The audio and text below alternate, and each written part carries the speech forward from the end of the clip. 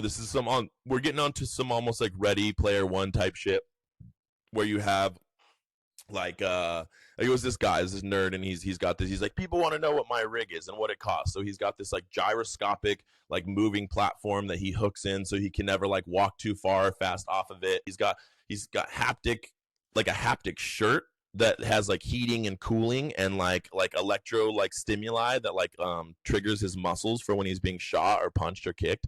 And he has like a haptic vest that goes over it that's the same thing. He's got his little VR headset, he's got his haptic gloves that have like full 64 point like interconnectivity. He's got like some like haptic like fucking tools so he can use like swords and fake guns and stuff. And then it just shows him just like running on this rig and fucking like samurai sorting motherfuckers and shit, and like hanging kind of on this thing. And I'm like, dude, like this is so the future of tech for these is, I would assume, I mean, obviously like VR porn is coming, you know what I mean? Like pretty soon you're going to be able to buy like haptic boxers with like vibrating inserts and like fucking warming and cooling and probably like electric stimuli too.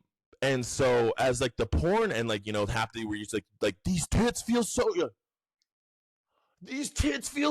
real. Like, it's like Mia Khalifa's ass is really in my face. And I actually recently learned, I mean, I guess it makes sense when you think about it, but that there's a huge percentage of teen deaths that are erotic asphyxiation that are reported as suicides, because the parents come home and they find their kid in the act, like fucking strung up, terribly so, dead.